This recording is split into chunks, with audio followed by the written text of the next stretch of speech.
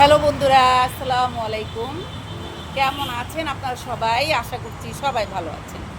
বন্ধুরা, আজ অনেক দুঃখে একটি কথা বলতে চাচ্ছি। সেটা হচ্ছে, অনেকে আছে আমাদের এই অনলাইন প্ল্যাটফর্মে এসে বোন রে, মা রে, হুম, আহা, বোনেদের জন্য কত দরদ, মায়েদের জন্য কত দরদ, দরদ দিয়ে কথা বলে বলে সিনপাতি নিয়ে নিয়ে বোনদের সাথে সম্পর্ক তৈরি করে, বোন রে, মা রে, এমনি করবা এমনি করবা, এই করবা সেই করবা বলে বলে বোনদেরকে নিয়ে মাদেরকে নিয়ে ভিডিও দিয়ে দিয়ে মানুষের সিনপাতি নিয়ে সেলিব্রিটি হয়ে গেছে। যারা বা অথবা যে ধরনের লোকেরা, তারা এখন কি করে, যখন তাদের পায়ের নিচে মাটিগুলো একটু শক্ত হয়ে গেছে,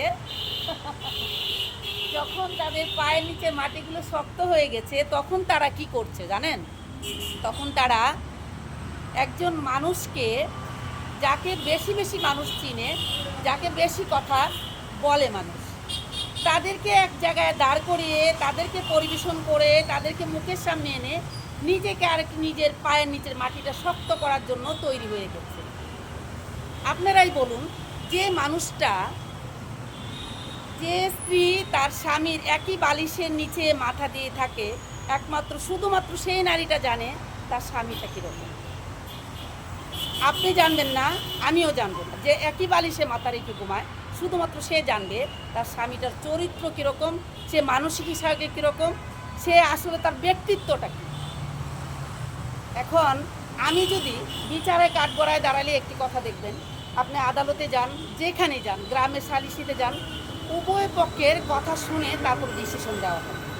এখন যদি দুজন মানুষই অপরাধী হয়, আপনি যদি একজনকে এনে ডেকে আপনার পাশে বসে পরিদর্শন করে আপনি তার বক্তব্য নিয়ে আরেকজন মানুষের উপরে কাদা ছিটাতে থাকেন, সেটাকে আপনি বিচারক বলে? একটি কথা বলেন, সেই মানুষটাকে কি বিচারক বলে নাকি ঘৃণিত মানুষ বলে? আপনারা কমেন্ট বক্সে এসে বলে যাবেন আমি কেন কথাটা বলেছি, কী জন্য বলেছি।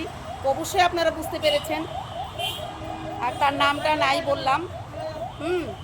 আপনারা কমেন্ট বক্সে এসে বলবেন যে সেই মানুষটা, যে একজন মানুষকে, যে মানুষটা চোর, লুচ্ছা, বদমাশ, যে মানুষের সুবিধা লুটে খেয়ে আজকে নিজের পায়ের নিচে মাটি শক্ত করেছে, তাকে সে সমাজের মধ্যে তাকে ভালো প্রতিষ্ঠিত করতে চাচ্ছে।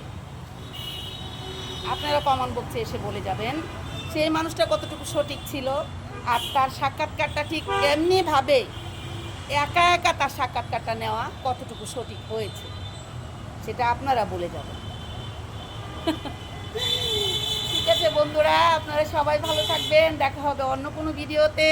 সে পর্যন্ত আল্লাহ হাফেজ, টাটা।